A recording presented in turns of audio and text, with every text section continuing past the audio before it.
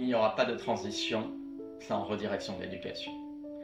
Et pour comprendre où nous allons, il faut d'abord s'interroger d'où nous venons. Nous nous apprêtons à plonger dans l'un des fondements de l'éducation occidentale. Un héritage aussi grandiose que problématique, un legs aussi inspirant que contraignant. Dans cette seconde session, nous allons parler de Platon et de Socrate, son maître.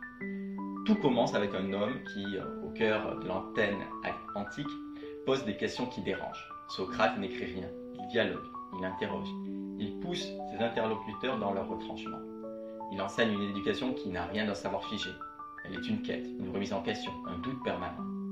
Apprendre, selon lui, ce n'est pas accumuler des connaissances, c'est prendre conscience de son ignorance, c'est penser contre soi-même, l'inconfort de ne plus savoir. Mais peut-on vraiment enseigner en ne transmettant rien? Et surtout, l'éducation socratique est-elle une libération ou une nouvelle forme de dogme?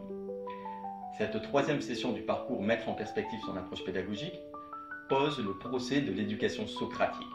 Pourquoi Socrate a-t-il été perçu comme une menace? Pourquoi son questionnement a-t-il fini par lui coûter la vie? Et surtout, qu'a-t-on hérité de lui? Car ce que nous appelons esprit critique, ce que nous considérons comme la pierre angulaire de l'éducation moderne, prend racine dans la pensée socratique. Mais cet héritage a un prix.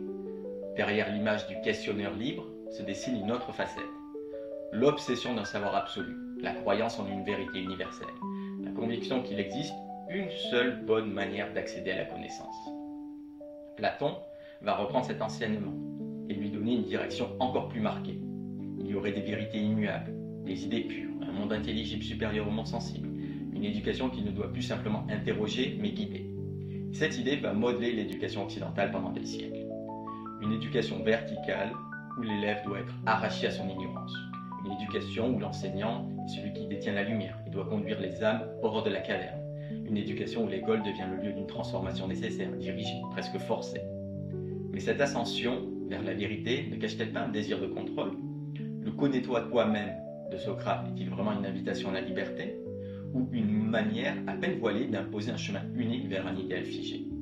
Et surtout, en cherchant à unifier, à normer, à guider les esprits vers une même direction, l'éducation socratique n'a-t-elle pas préparé le terrain de l'éducation moderne avec ses programmes rigides, ses critères d'évaluation et ses référentiels d'apprentissage?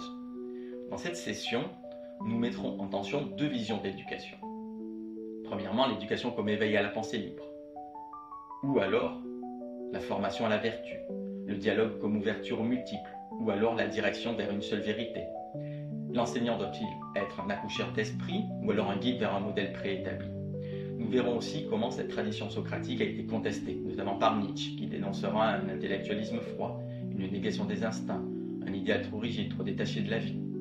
Ce qui est en jeu ici, ce n'est pas seulement l'histoire de la philosophie, c'est la manière dont nous concevons encore aujourd'hui notre rôle d'éducateur, de formateur, d'animateur. Quand nous enseignons, sommes-nous en train d'aider nos élèves à penser librement ou les conduisons-nous, malgré nous, vers un moule, une seule direction, une seule manière d'apprendre et de comprendre le monde? Faire le procès de l'éducation socratique, c'est faire le procès de notre propre héritage pédagogique. Et c'est une étape essentielle pour envisager une éducation qui ne soit plus une caverne, mais un champ d'expérimentation infinie.